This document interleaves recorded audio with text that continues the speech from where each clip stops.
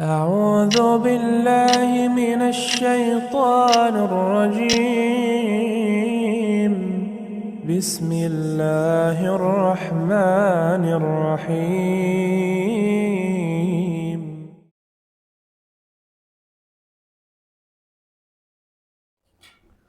Bismillahirrahmanirrahim. Assalamualaikum warahmatullahi wabarakatuh.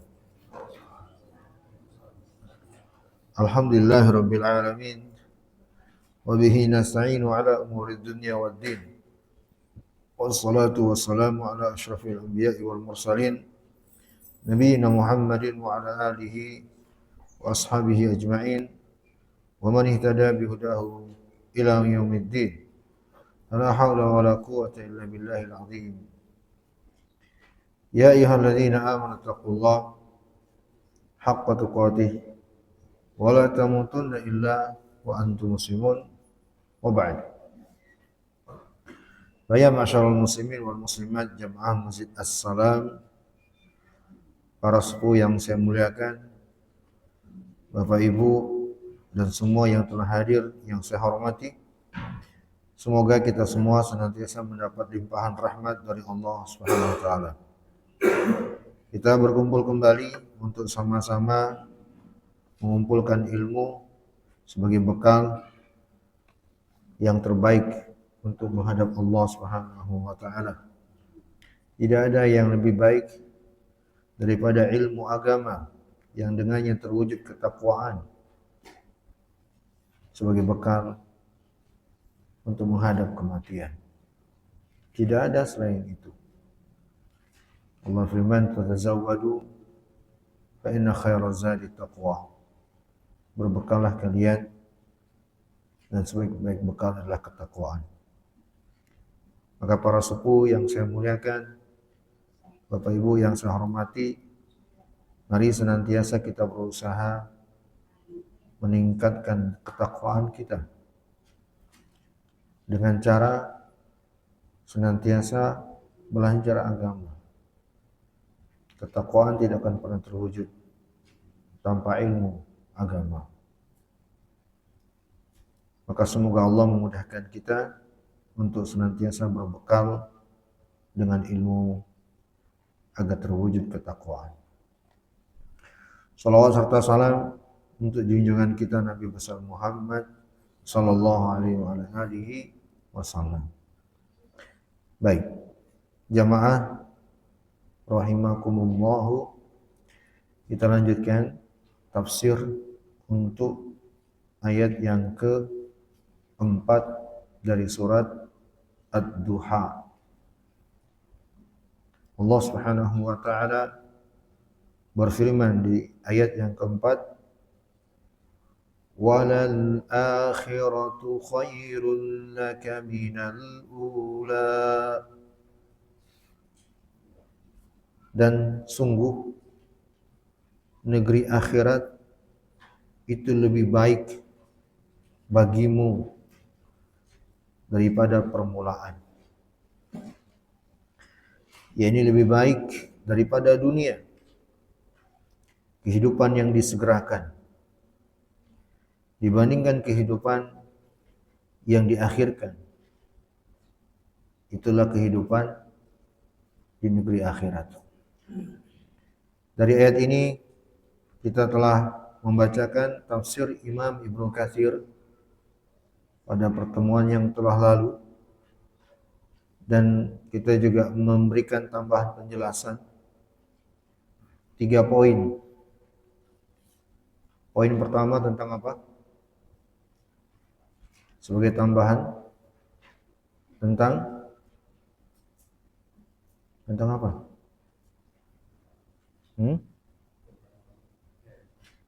Apa? Makna ayat. Poin yang kedua tentang hinanya dunia. Dan pada malam hari ini poin yang ketiga dari 3 poin yang kita ingin sampaikan, yaitu sikap kita terhadap duniawiyah. Kalau dikatakan terhadap duniawiyah, maka itu artinya adalah segala sesuatu yang terkait dengan kehidupan dunia ini. Segala sesuatu yang terkait dengan kehidupan dunia ini. Apapun itu. Kebendaan, pangkat dan jabatan, tempat tinggal, rumah, dan seterusnya. Orang-orang di sekitar kita, anak, suami atau istri kita, termasuk orang tua kita, masyarakat secara luas, apapun perkara-perkara yang ada dalam kehidupan kita. Ini yang diinginkan dengan keduniawian. Ingat ya, semua yang bukan perkara akhirat. Ingat ini, saya tekankan kembali. Anak istri kita itu termasuk yang diinginkan dengan keduniawian. Nanti akan kita bacakan ayat yang menekankan dan menegaskan ini termasuk perkara keduniawian. Jadi bukan hanya terkait dengan mungkin sebatas uang, harta saja, tapi segala perkara yang bukan perkara akhirat. Bagaimana kita menyikapi itu semua? Dengan sikap yang sesuai tuntunan syariat. Ini yang penting untuk kita ketahui. Dengan sikap yang sesuai dengan tuntunan syariat. Ada 10 sikap yang sesuai tuntunan syariat terhadap dunia ini agar kita selamat terhadapnya. Ada 10. Mari kita simak, perhatikan bersama. 10 sikap itu terhadap keduniawian. Ingat tadi saya telah tekankan yang diinginkan dengan keduniawian apa? Apa hadirin? Segala perkara yang bukan perkara akhirat. Segala perkara yang bukan perkara akhirat. Semuanya. Ya, kendaraan, rumah, tempat tinggal dan seterusnya. Yang pertama, sikap yang benar terhadap dunia adalah la takrimuha illa fihi zikrullah. Tidak memuliakan dunia, tidak memuliakan perkara dunia kecuali yang menjadi sebab terwujudnya zikir kepada Allah. Tidak memuliakan dunia kecuali yang menjadi sebab terwujudnya zikir kepada Allah. Tidak memuliakannya. Karena Rasulullah sallallahu alaihi wasallam bersabda dalam hadis Ibnu Abbas radhiyallahu taala anhuma, "Inna ad-dunya mal'unatun wa mal'unun ma fiha illa zikrullah wa ma walah wa 'alimun aw muta'allimun." Dalam hadis yang diriwayatkan Imam Tirmizi, Rasulullah sallallahu alaihi wasallam bersabda, dunia ini dilaknat. Kata Nabi, "Inna dunya mal'unah." Nabi ini yang bersabda hadirin. Yang paling tahu mana yang baik dan mana yang buruk. Gak mungkin Nabi sembarangan ngomong. Dunia ini terlaknat. Sesuatu kalau disebut oleh Allah atau oleh Rasulullah terlaknat, berarti dia sangat jauh dari rahmat, jauh dari kebaikan. Sangat tidak layak untuk dimuliakan kalau dilaknat. Allah dan Rasulnya telah melaknat, kenapa kita memuliakan? Tidak boleh. Maka kata beliau, dunia ini terlaknat dan terlaknat pula segala sesuatu yang ada di dalamnya. Mal'unun ma fiha. Terlaknat juga segala yang ada di dalamnya. Ingat, kalau Nabi telah melaknat, masa iya kita memuliakan? Tidak boleh. Illa zikrullah wa ma wala. Tetapi kecuali, kata Nabi, segala sesuatu yang terwujud karenanya zikir kepada Allah. Segala yang menjadi sebab terwujudnya zikir kepada Allah. Al-Quran itu bagian dari dunia, lembaran-lembaran itu. Nah itu benda, mushaf, lembaran-lembaran itu. Saya berbicara mushafnya yang bukan isinya berupa kalam Allah. Ya. Maka kita muliakan karena itu mewujudkan apa? Mewujudkan apa? Zikir kepada Allah. Masjid ini bangunan hadirin. Duniawi ya. Tapi kita muliakan. Kenapa? Kenapa? Terwujud zikir kepada Allah. Dan seterusnya. Keduniawian yang menjadi sebab terwujudnya zikir kepada Allah. Boleh kita muliakan. Kalau tidak, nggak boleh kita muliakan. Bisa dipahami? 1. 2. La mahabbata laha fawqal haddi al-jaiz. Tidak boleh mencintai, tidak mencintai dunia dengan melampaui batas kecintaan yang dibolehkan secara tabiat. Tidak boleh cinta dunia, tetapi bila melampaui batas. Bukan tidak boleh sama sekali, enggak juga. Ada cinta-cinta terhadap perkara duniawi yang dibolehkan. Itu cinta tabiat. Kita cinta orang tua kita bagian dari duniawi. Kita cinta anak-anak kita, bagian dari duniawi. Kita cinta banyak hal. Tapi cinta di sini bukan cinta yang melampaui batas. Kalau cinta yang melampaui batas, haram. Tidak boleh mencintai keduniawian melampaui batas. Allah Subhanahu wa taala, ini dalilnya, berfirman di dalam Al-Qur'an di surat Ali Imran ayat 14. Zuyyina lin-nasi hubbus syahawati minan nisa'i wal banina wal qanatiril muqantarah minadh dhahabi wal fiddah wal khailil musawwamah wal an'ami wal harthi dzalika mata'ul hayatid dunya wallahu 'indahu husnul ma'ab. Allah firman yang artinya telah dijadikan bagi manusia. Allah memang telah menentukan bagi manusia ini mencintai perkara-perkara terkait dengan keduniawian, dari anak istrinya, dari perhiasan, dari perak, kuda-kuda, emas dan perak, binatang ternak, pertanian, sawah ladang. Allah memang ciptakan ada rasa cinta. Tapi cinta di sini, hadirin, Allah sebut di akhir ayat, berupa kesenangan hidup, dan di sisi Allah ada yang lebih baik darinya, surga. Dan ingat ya, kata lebih baik artinya apa? Apakah perbandingan? Perbandingan atau bukan? Bukan. Tapi menjelaskan itulah yang paling baik. Itulah yang paling baik. Ali Imran ayat 14. Maka kesukaan terhadap duniawi, kecintaan terhadap duniawi bila hanya sebatas suka saja. Ya, tidak karenanya melampaui batas, maka tidak mengapa.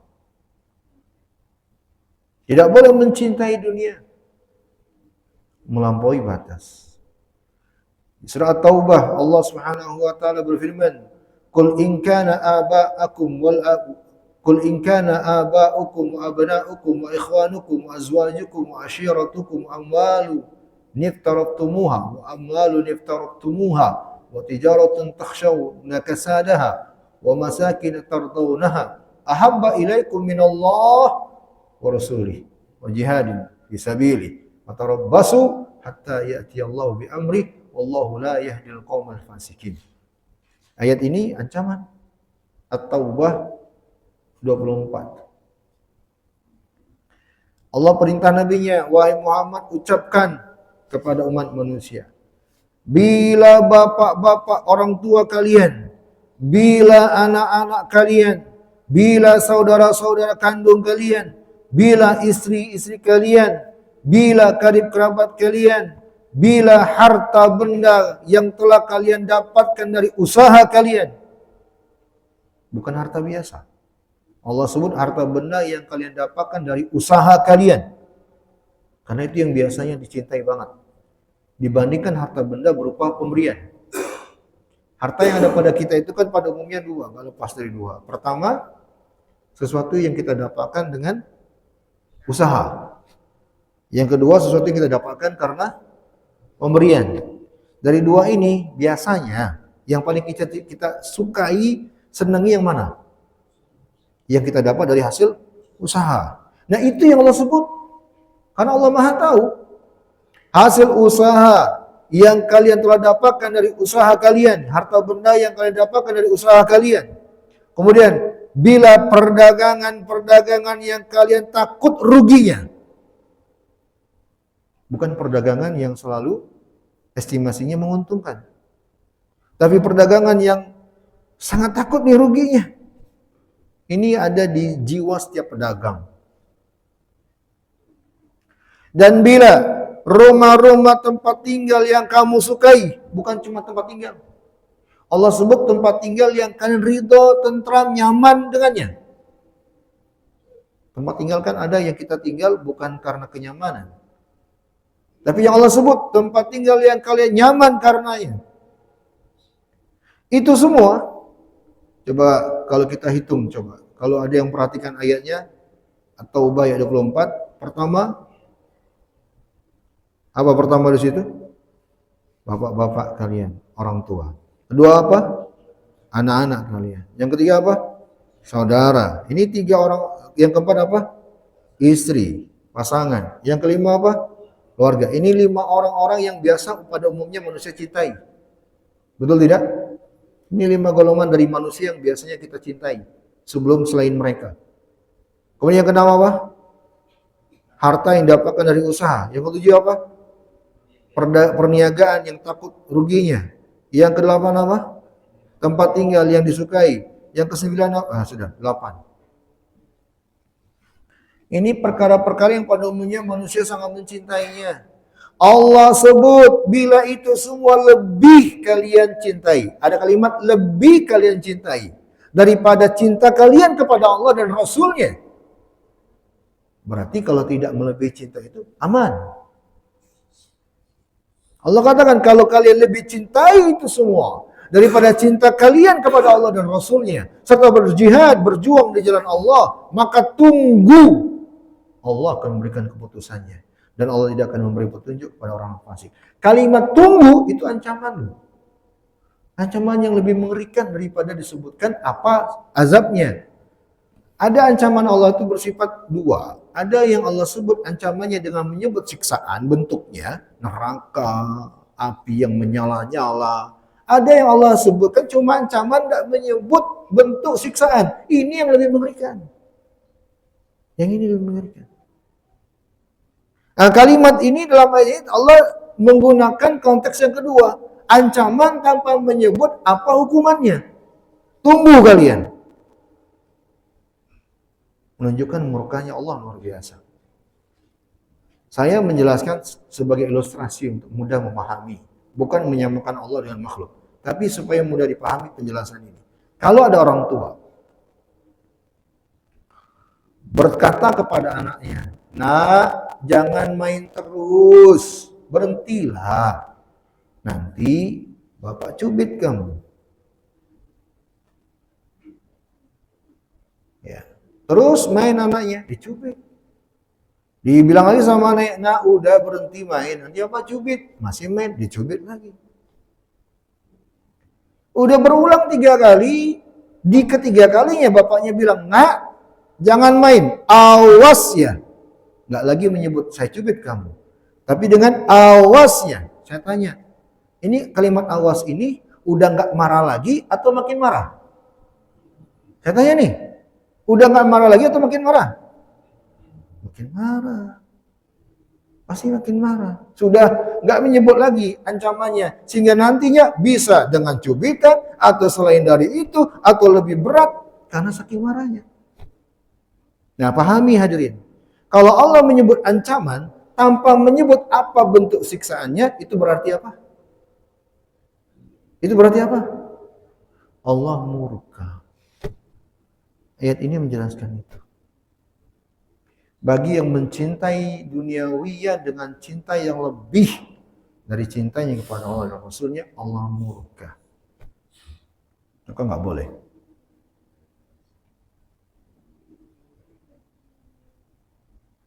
Dan ini hadirin yang saya muliakan, Allahul Musta'an, sangat tampak pada ilmu agama. Sangat terlihat hal ini terjadi pada masyarakat kita secara umum pada perkara keduniawian. Ya. Ilmu duniawi. Allah Subhanahu wa taala menyebutkan di dalam Al-Qur'an di surat Rum bagaimana kebanyakan manusia hanya mendahulukan perkara dunia daripada perkara akhirat. Di surat Rum ayat ke-7. Di sana Allah Subhanahu wa taala berfirman, "Ya'lamuna dhahiran minal hayatid dunya wa hum 'anil akhirati hum ghafilun."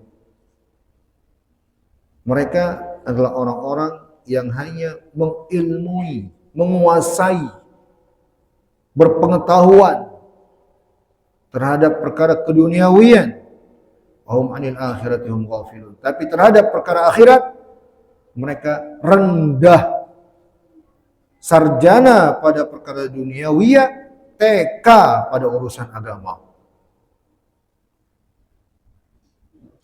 Doktor dalam masalah duniawiyah, TK dalam urusan agama. Ini kan kebanyakan kita. Saya katakan kita, saya nggak mengatakan siapa-siapa, kebanyakan kita. Lebih antusias kepada duniawiyah. Itu bukti cintanya lebih besar daripada akhirat. Itu bukti sudah, nggak bisa dipungkiri. Ya, cinta yang begitu luar biasanya terhadap perkara duniawi daripada akhirat. Kemurkaan Allah. Allahumma musta'an. La wala quwata illa billah. Baik, ini yang keberapa? Baru kedua ya. Allahumma musta'an. Ngeri-ngeri bahas ini saya. Saya takut, demi Allah saya takut bahas ini. Karena saya takut saya sendiri terjatuh padanya. Yang ketiga ya.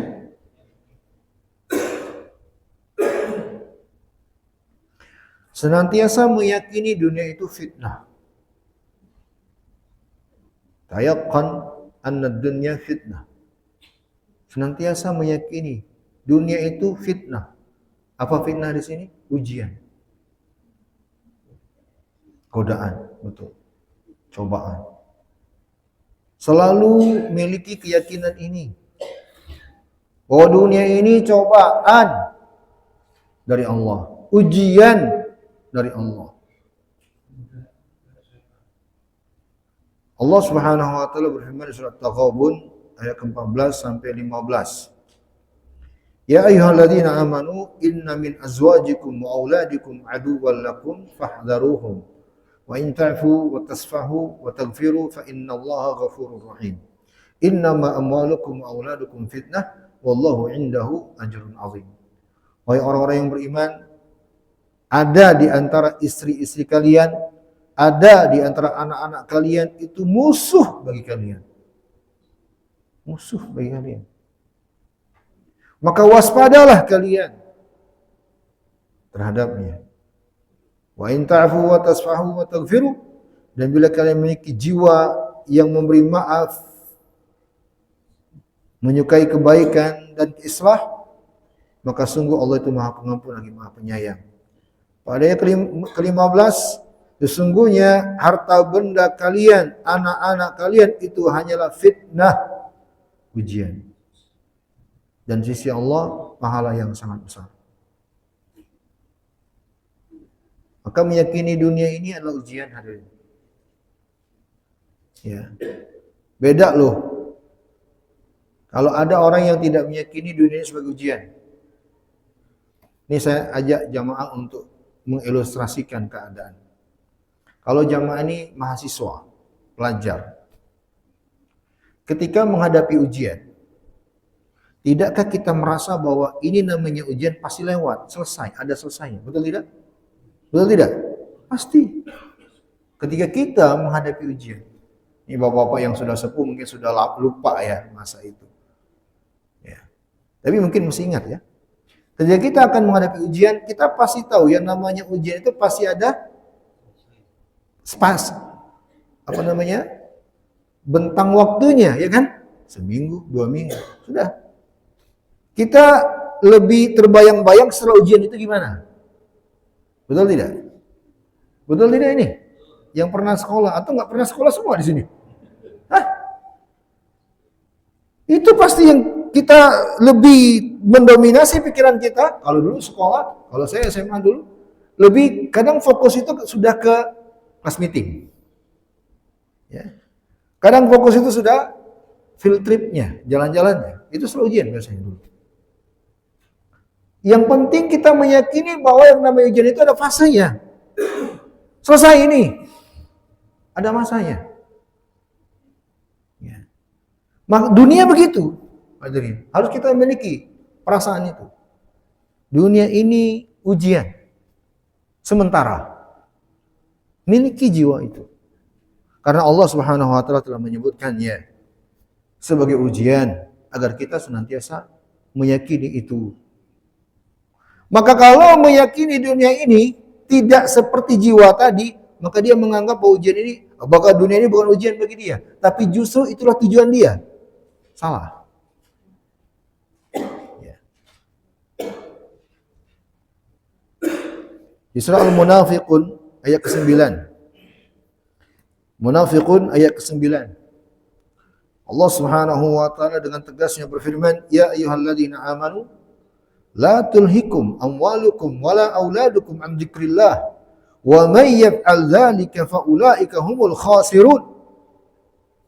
Wahai orang-orang yang beriman, janganlah kalian menjadi binasa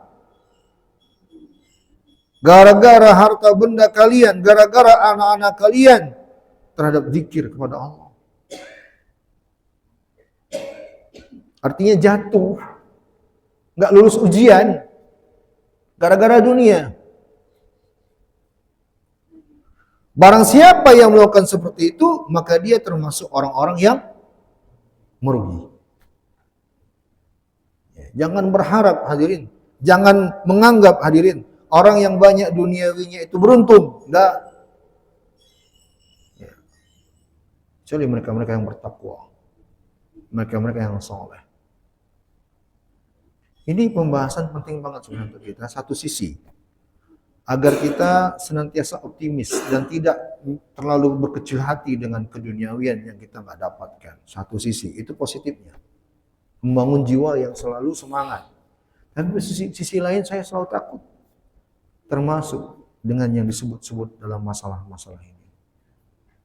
Nggak mampu bersikap terhadap dunia dengan sikap-sikap yang ditentukan oleh syariat. Tapi ya semoga Allah berikan kekuatan, tetap harus kita bahas. Yang keberapa lagi? Yang kelima? 4. Tidak menjadikan dunia sebagai himmatul ulya. Tidak menjadikan dunia sebagai tujuan utama. Ambisi utama dalam kehidupan. Tidak menjadikan dunia sebagai ambisi utama. Allah Subhanahu wa taala menyebutkan hal ini. Rasulullah sallallahu alaihi wasallam menyebutkan hal ini di dalam hadis yang diriwayatkan Imam Ibnu Majah. Man kanatid dunya hammuhu farraqallahu alaihi amrahu wa ja'ala faqrahu baina 'ainaihi wa lam ya'tihi minad dunya illa ma kutiba lahu wa man kanatil akhiratu niyyatahu jama'allahu lahu amrahu wa ja'ala ghinahu fi qalbihi wa atatsud dunya wa hiya raghimah. Rasulullah SAW bersabda, barang siapa yang dunia menjadi ambisi utamanya, dunia dari semua yang telah kita sebut ya, jabatankah, pangkatlah, kedudukanlah, ya. Ini perpolitikan itu luar biasa loh untuk hal ini. Ambisi betul itu, dijadikan ambisi betul itu duniawi. Harta benda dan seterusnya. Siapa yang menjadikan dunia tujuan utamanya, kata Nabi, maka Allah Subhanahu wa taala, lihat ini ancamannya disebut. Farraqallahu amrahu. Allah akan cerai-beraikan urusannya. Sudah Isya kan? Jam berapa? Namanya. Banyak ini, baru berapa ini? Baru 4. Kita sebut tadi berapa? 10. Sampai subuh.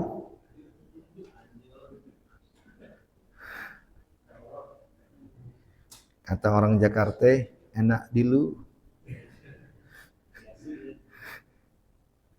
Gempor di gua. Siapa yang dunia menjadi ambisinya, maka Allah akan cerai-beraikan urusannya. Kata para ulama, dia yang belum selesai urusan ini telah sibuk urusan lain. Belum beres urusan itu, sibuk urusan lain. Enggak selesai urusan itu, yang lain juga enggak selesai. Yang itu terperkara menjadi masalah, yang lain juga masalah. Itu ancamannya. Itu akibatnya. Ya. Wa ja'ala faqrahu baina 'ainai, dan Allah jadikan kefakiran selalu merasa kurang ada di depan kedua matanya. Allah jadikan matanya itu melihat selalu kurang. Allah jadikan matanya selalu melihat dengan kekurangan. Kurang terus. Inilah teman hadirin yang saya muliakan. Kalau syariat kita, kekayaan itu kan bukan dengan banyaknya harta, tapi dengan jiwa yang selalu merasa cukup. Karena kalau orang yang punya banyak harta, uangnya nominalnya sudah nggak kedetek oleh kalkulator. Saking banyak yang nominalnya, banyak secara data, tapi yang memiliki selalu merasa kurang. Ya, makanya sudah kaya raya masih juga korupsi. Ya. Sudah punya rumah, kendaraan, masih juga uang rakyat diembat. Ya. Masih juga uang yayasan diembat. Uang celengan masjid diembat. Ya, di sini enggak, insya Allah. Enggak ya, di sini orang-orang kaya semua. Kaya hati. Dan kata Nabi, barang siapa, dan tidaklah dunia datang kepadanya kecuali apa yang telah Allah tetapkan baginya. Ruginya berlipat. Dan barang siapa yang akhirat yang menjadi ambisi tujuan utamanya, maka Allah akan himpunkan urusannya. Allah akan buat dia bisa fokus untuk memudahkan urusannya. Dan Allah akan jadikan di depan kedua matanya rasa cukup. Dan tidaklah duniawi datang padanya dalam keadaan kecuali dalam keadaan hina. Nah, itu enaknya kalau orang akhirat jadi tujuan utamanya. Dunia akan datang dengan keadaan diibaratkan Nabi seperti orang yang berharap-harap. Ambil saya, terima saya. Dunia datang seperti itu kepadanya. Ya. Kalau akhirat menjadi ambisi utamanya. Silakan tentukan hadirin. Ini dua pilihan untuk kita. Ini yang keempat. Yang kelima, barangkali terakhir ya, karena pertemuan kita sangat terbatas waktunya. Saya sih sebenarnya mau aja sampai subuh, tapi ingat lagi antum semua takutnya nggak kuat. La takunu sababan mulhiyat anil akhirah. Sikap yang kelima terhadap dunia tidak menjadi sebab terlalaikan dari akhirat. Tidak boleh menjadi sebab terlalaikan dari akhirat. Terlalaikan dari akhirat maksudnya kata para ulama yakni dengan meninggalkan kewajiban atau melalaikan perintah-perintah Allah. Ya.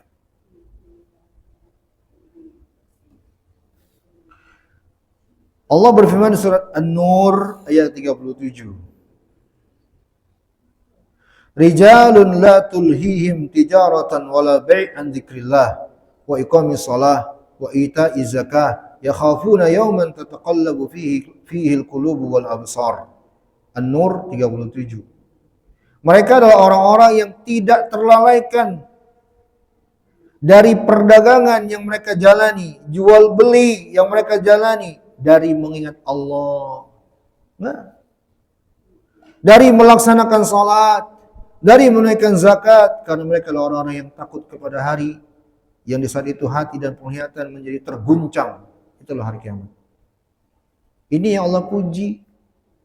Orang-orang yang tidak terkalahkan kewajibannya, salatnya karena dunianya, karena pekerjaannya, karena perdagangannya, karena anak dan istrinya, apalagi karena games. Ya. Ini anak-anak kita harus kita bina hadirin. Ya, luar biasa. Udah Isya ya? Udah banyak banget peringatan. Notifikasinya sudah ingatin semua. Jangan sampai melalaikan, gitu ya.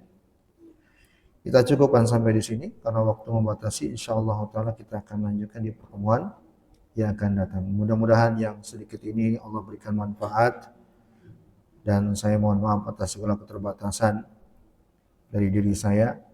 Semoga yang kita pelajari betul-betul bisa Allah jadikan sebagai bekal untuk kita bisa menjalaninya dengan baik dalam kehidupan kita.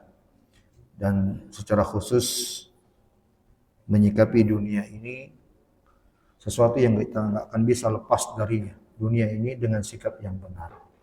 Allahu ta'ala alam bis-shawab wa ilaihi tuklan wa ilaihi musta'an. Kita akhiri subhanakallahumma wa bihamdika asyhadu an la ilaha illa anta astaghfiruka wa atubu ilaik. Alhamdulillah wabillahi taufiq wal hidayah. Wassalamualaikum warahmatullahi wabarakatuh.